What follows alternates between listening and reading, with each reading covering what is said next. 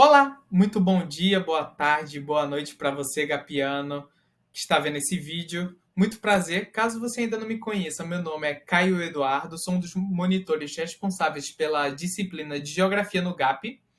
E na aula de hoje vamos ter como tema principal a globalização. A globalização é um processo que certamente, muito provavelmente, vocês já ouviram falar em algum momento, e esse vai ser o tema que vamos nos aprofundar hoje, que afinal é um tema importantíssimo para o vestibular.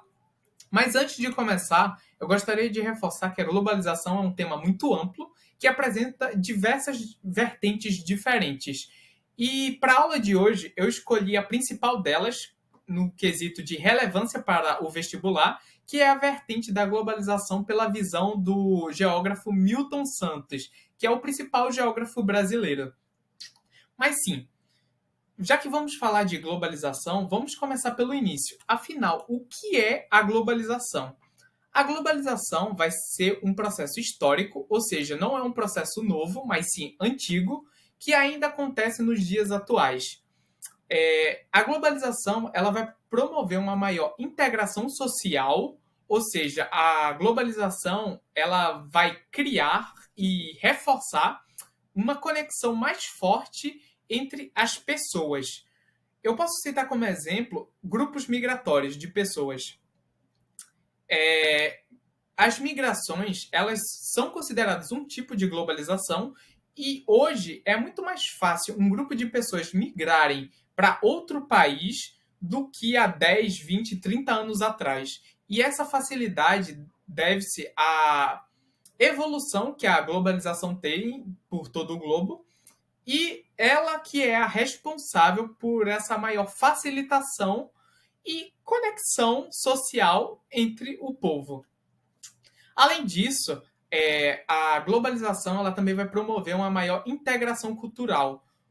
Em outras palavras, a globalização ela vai promover uma disseminação de uma determinada cultura por todo o globo.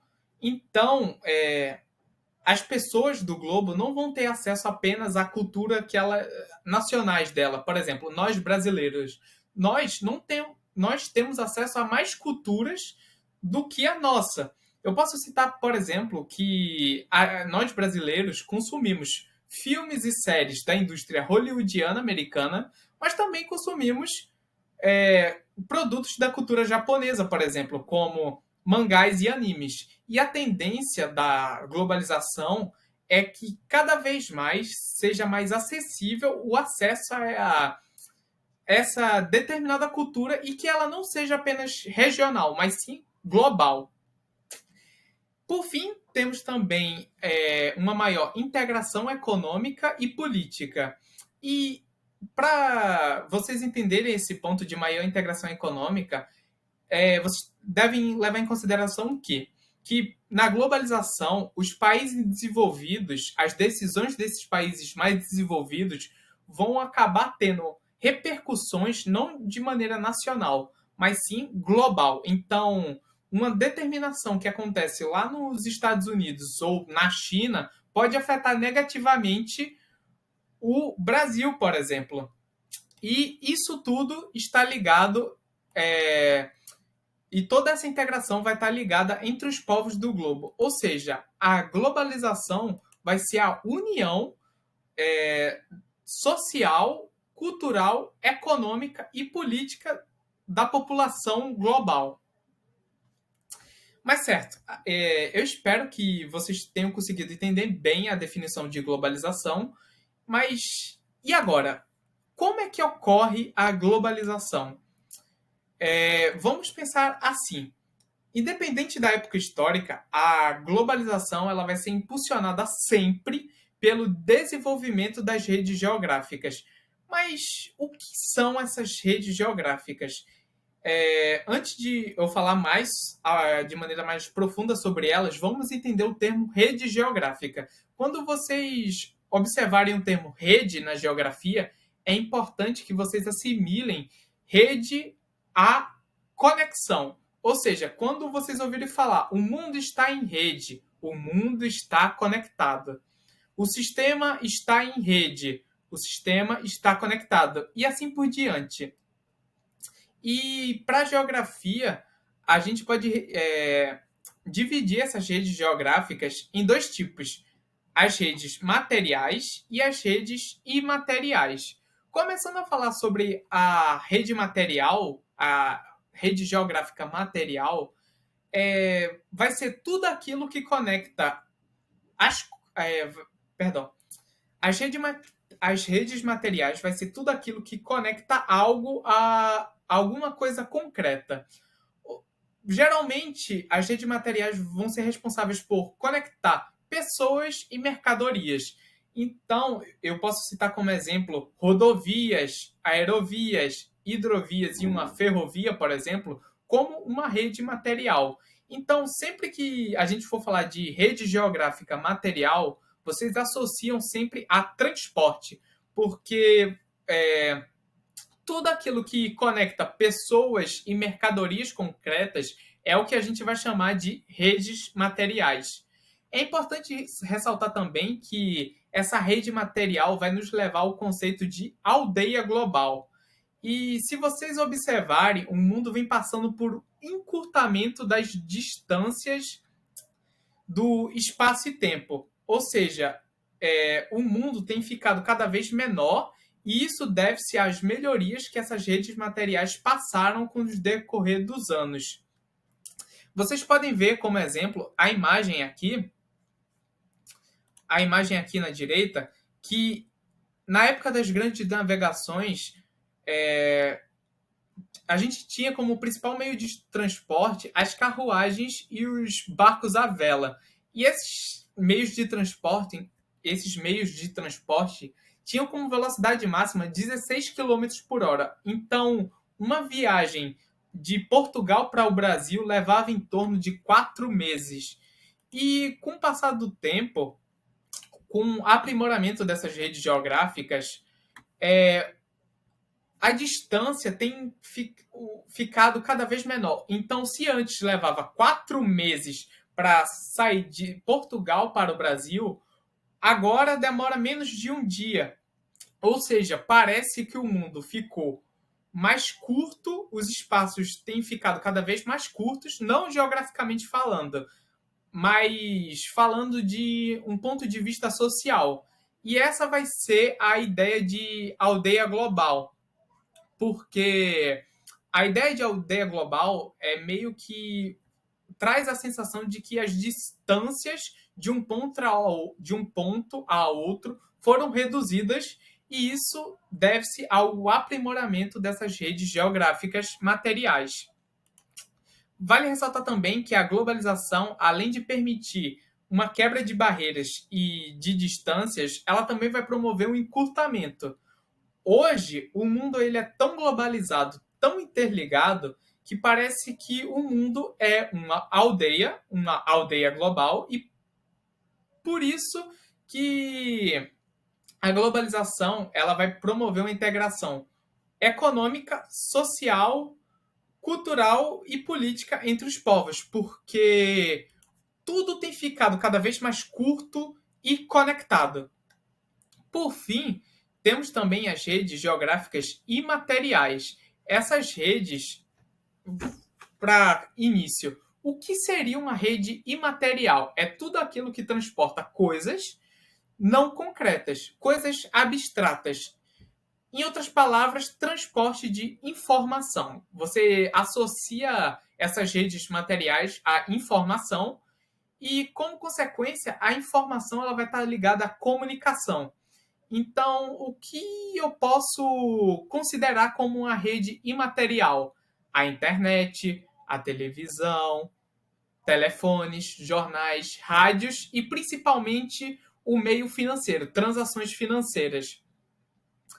Essas redes imateriais elas vão acabar aprofundando muito o processo de globalização, porque como essas redes materiais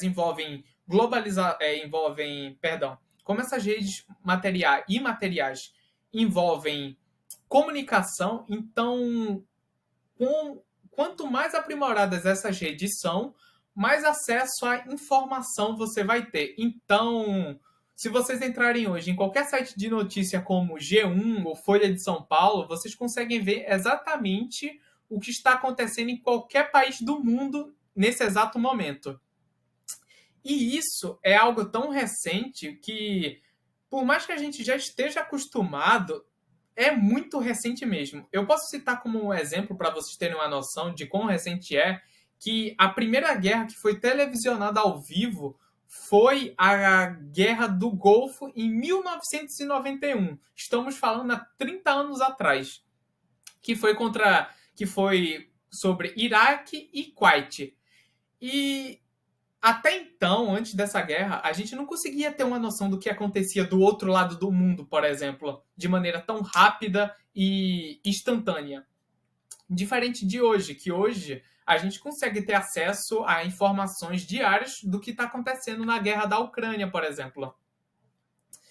E, olhem, estamos falando de 30 anos atrás. Não é tanto tempo, porém a globalização ela tem avançado de maneira tão acelerada da década de 60 para cá que 30 anos são suficientes para uma grande mudança no âmbito global. Então, de maneira resumida, a globalização ela vai ser impulsionada pelo desenvolvimento das redes geográficas, conexões geográficas. E a gente pode dividir essa rede em dois tipos: materiais e imateriais. Materiais vocês associam a transporte, então ferrovias, hidrovias, rodovias, e elas vão ser responsáveis por transporte de coisas concretas, como mercadorias e pessoas também. E as redes imateriais vocês vão associar a comunicação. Então, vocês associem a informação e essas duas redes vão ser responsáveis por impulsionar a globalização e deixar o mundo cada vez mais conectado. E o conceito de aldeia global é que, com o avanço das redes materiais, o mundo meio que as distâncias se encurtaram, criando meio que uma sensação de que as distâncias foram reduzidas. Então, o mundo está cada vez mais pequeno, logo está mais conectado. Então, meio que cria um sistema de aldeia global. Espero que vocês tenham conseguido entender bem como ocorre a globalização e vamos para o próximo ponto. Quando que começou a globalização? O ponto de partida para a globalização são as grandes navegações por volta do século XV e XVI. E essas grandes navegações elas foram impulsionadas pelo aumento crescente que teve na época de trocas comerciais. Então, como a gente está falando que a globalização é um processo de integração global, foi a partir daí que o mundo começou a caminhar para se tornar cada vez mais globalizado. Então, a Europa começou a assim, criar conexões com a América, seja a América Central e Norte, mas também a América do Sul, mas também a Europa criou conexões com a Ásia, como vocês podem ver pela linha aqui. Mas certo, já que a gente está falando sobre o histórico da globalização, entendemos que a globalização ela começou com as grandes navegações, mas foi a partir da década de 60, com a terceira revolução industrial, que ela começou a se desenvolver e a se expandir cada vez mais.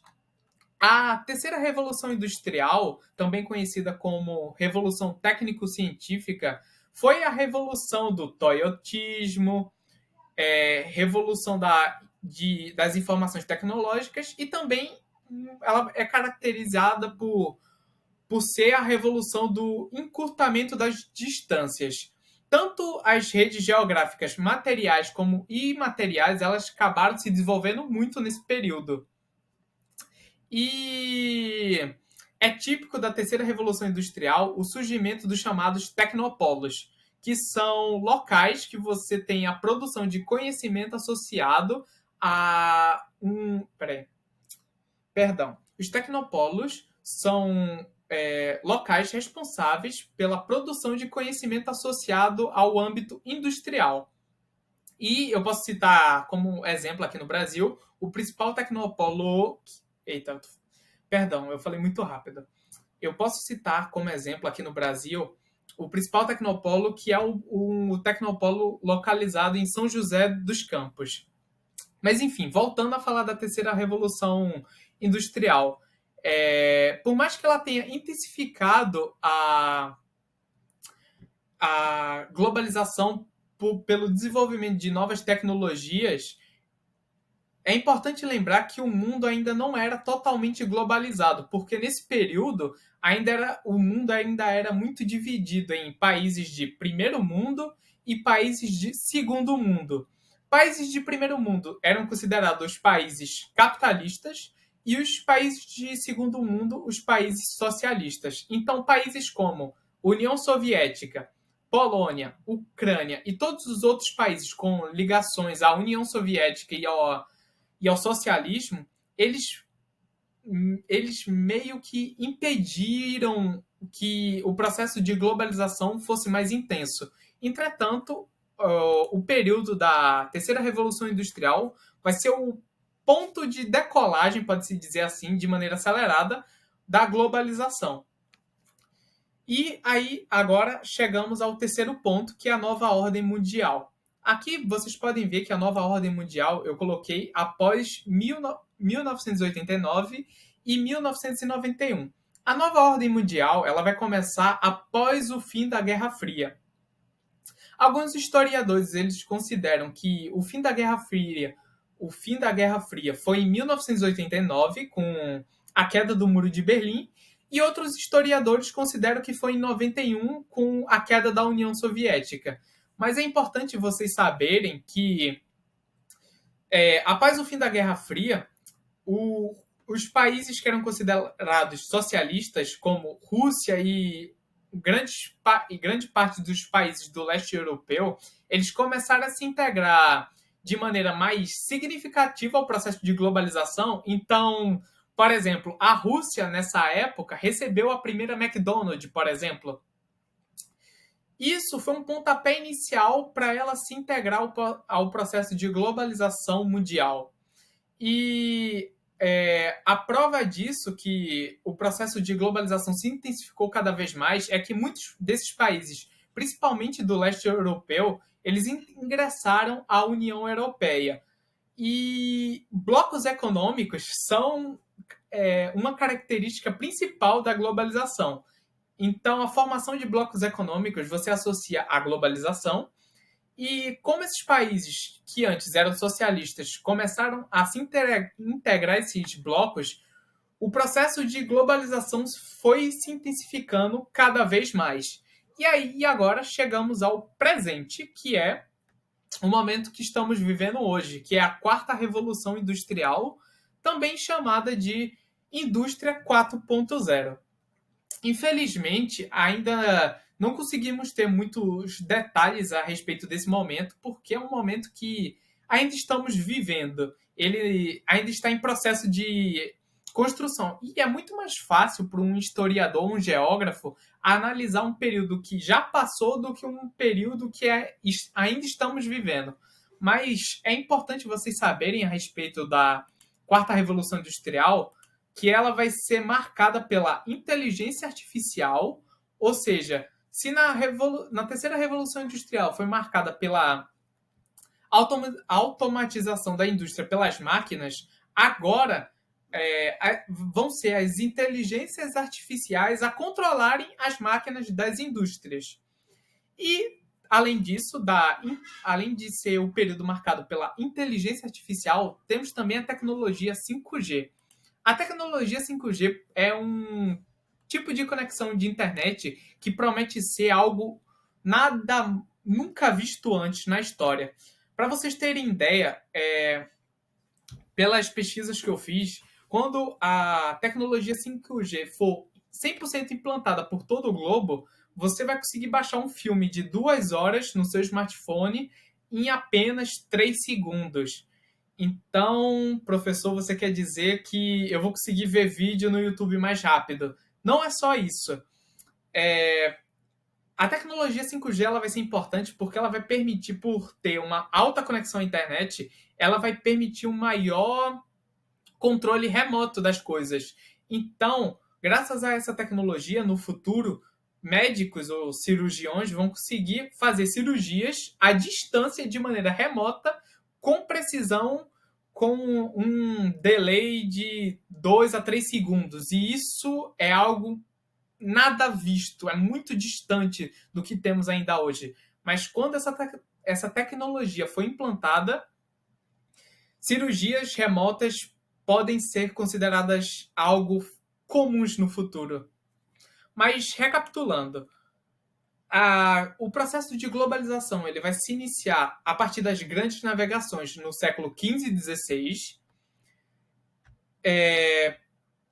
A partir da década de 60, no século XX, ela vai ser impulsionada ainda mais por conta da terceira revolução industrial, porque é quando vai começar o desenvolvimento mais rápido de novas tecnologias e como consequência, um aprimoramento das redes materiais e imateriais.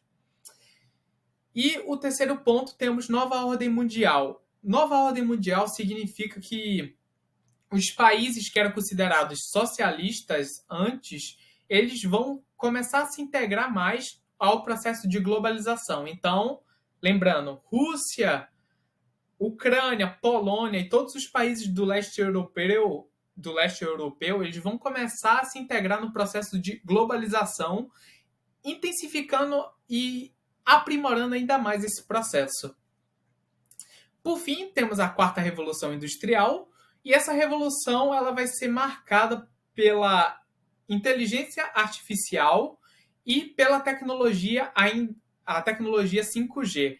Esse ponto é um pouco difícil de me aprofundar muito, porque é um momento que estamos vivendo e não que passou. Então, ainda é muito mais sobre futuro do que presente, pode-se dizer.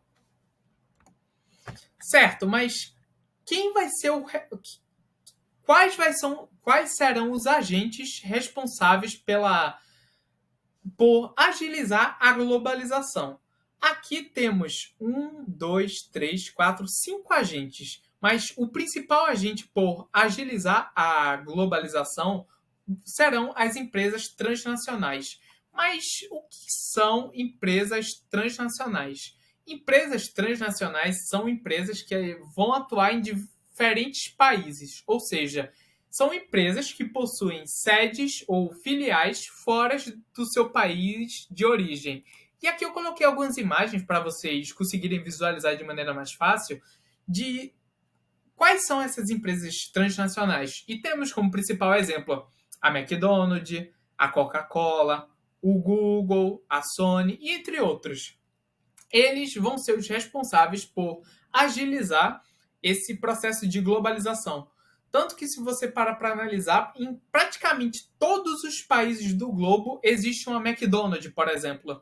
E isso meio que cria uma padronização de costumes também. A globalização ela vai promover uma padronização, além de uma padronização cultural, ela também vai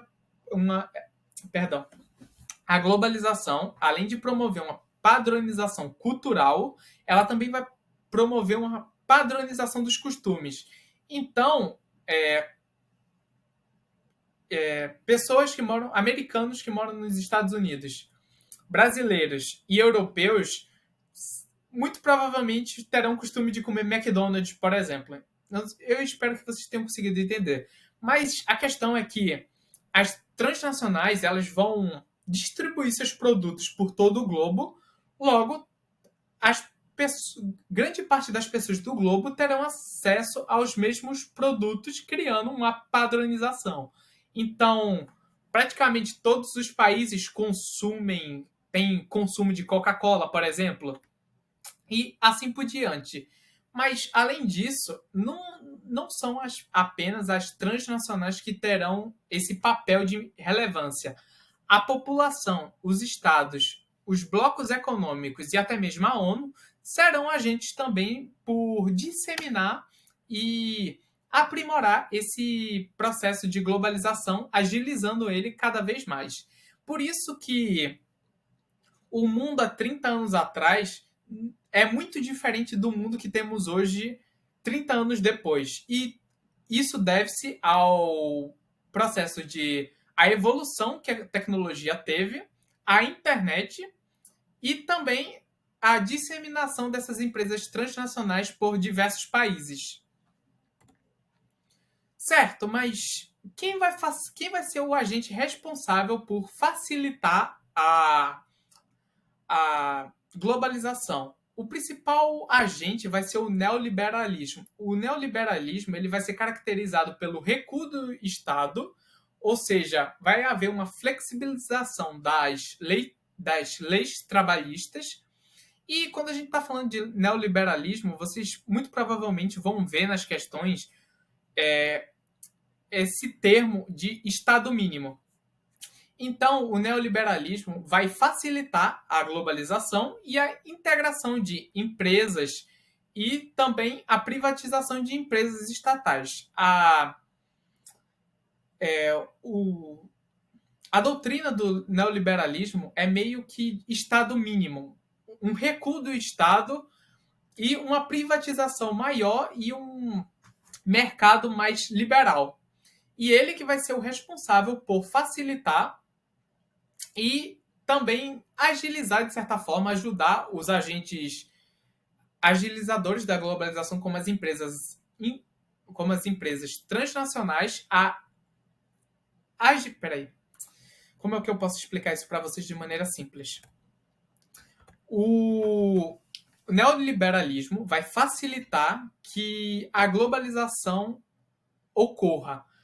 Nisso vai ocorrer um recuo do Estado, ou seja, um Estado mínimo nas ações, e vai existir também uma privatização maior das empresas estatais. O neoliberalismo ele vai facilitar que empresas transnacionais adentrem nos países e essas empresas que serão responsáveis por agilizar a globalização. Eu espero que tenha ficado claro para vocês. Mas, no fim, revisaremos de maneira breve também. Por fim, vamos falar um pouco agora sobre as consequências da globalização. Como eu já falei no início, a globalização ela vai promover uma maior integração, seja social, cultural e econômica, por exemplo, mas também a globalização ela vai gerar como consequência um hibridismo cultural. Lembra quando eu falei que a globalização ela vai promover uma padronização cultural do mundo? Mais pessoas têm acesso a várias culturas diferentes. Então, vai existir esse choque de culturas e isso pode acabar gerando um efeito negativo que é xenofobia. Porque até o momento eu falei para vocês como se a globalização fosse apenas... Deixa eu ver como eu posso exemplificar para vocês. Até o momento eu falei para vocês como se a globalização fosse uma fábula. É perfeita, não tem defeitos. Sim, a globalização tem defeitos. E do ponto de vista do Milton Santos, ele fala agora, da maneira que eu estou falando, que seria a globalização vista pela perversidade. Porque a globalização, ela... por mais que tenha muitos pontos positivos, ela também gera muitos pontos negativos, como uma intensificação das desigualdades. Eu vou pegar como exemplo os Estados Unidos e qualquer outro país africano em 1990 com o presente. Nesses 30 anos, o processo de globalização evoluiu muito, e se você for comparar esses dois países, os Estados Unidos já era mais rico que algum país da África, como Moçambique, e 30 anos depois vocês observam que os Estados Unidos ficou mais rico ainda, enquanto Moçambique não teve esse mesmo desenvolvimento, sabe? Então, é isso. A globalização é algo muito bom, mas também gera efeitos negativos, como uma intensificação da desigualdade social. E como estamos passando num período pós-pandemia, ainda vivendo a pandemia, claro, é importante vocês levarem em consideração que a globalização também vai gerar uma exclusão digital. E como a gente passou por 2020, 2021 há pouco tempo, ainda estamos falando muito sobre meios de comunicação online. E nem todo mundo tem acesso a esse tipo de tecnologia porque precisa de capital. Então, por mais que a globalização tenha promovido uma evolução tecnológica por todo o globo, ela também intensificou essa exclusão digital de grupos de minorias. Então, vamos recapitular. A globalização é algo muito bom, mas também ela acaba gerando efeitos negativos, como xenofobia, exclusão digital e intensificação da desigualdade social. Fora isso, a globalização, como estamos cada vez mais conectados, que é algo positivo, ela também vai influenciar de maneira negativa, porque ela vai intensificar, meio que ela vai reforçar, deixar mais forte o crime organizado. Então, de maneira geral, a globalização apresenta consequências tanto positivas como negativas. Mas é importante vocês saberem que a globalização, por mais que ela seja algo muito bom, ela vai gerar efeitos negativos, sendo ele o principal, a desigualdade social. E agora chegamos ao fim da nossa aula. E nessa hora da revisão, vamos recapitular toda a nossa aula num momento de maneira breve. A globalização ela vai ser o processo histórico que vai promover uma maior integração social, cultural, econômica e política entre o povo. Ou seja, a globalização vai ser o agente responsável por unir os povos de todo o globo, seja de âmbito cultural, econômica e social. A globalização, ela vai, graças às redes geográficas, principalmente as materiais, a globalização vai causar também um sentimento de redução no espaço-tempo. Como está tudo muito conectado, cada vez mais, parece que o mundo diminuiu, mas não geograficamente, e sim socialmente. Tanto que vocês conseguem ver aqui pela essa imagem aqui na esquerda, que eu trouxe ela de volta. O neoliberalismo vai ser o responsável por facilitar a globalização e as empresas transnacionais, os principais agentes por agilizar essa globalização. Ou seja, neoliberalismo facilita e as empresas transnacionais agilizam o processo de globalização. E eu coloquei como observação que o poder do capital é fundamental para usufruir da globalização. Com o desenvolvimento de tecnologias, meios de transporte cada vez mais rápido, isso vai ter um custo e nem todo mundo tem esse custo. Por exemplo, nem todo mundo da população brasileira consegue ter acesso para viajar de avião, por exemplo. Não tem condição financeira, entende? Então, para usufruir da globalização, ou seja, das tecnologias, é preciso capital. E esse fato vai ser o responsável de explicar por que a globalização acentua a desigualdade social. Porque rico fica cada vez mais rico com a globalização e o pobre fica cada vez mais pobre. E se existe um crescimento, é um crescimento muito mínimo. Vocês entendem? De maneira geral, essa foi a minha aula a respeito de globalização. Eu espero que tudo tenha ficado claro para vocês. E eu peço perdão pelos momentos de gagueira em algumas. Eu peço perdão pelos momentos de gagueira nesse final de fala.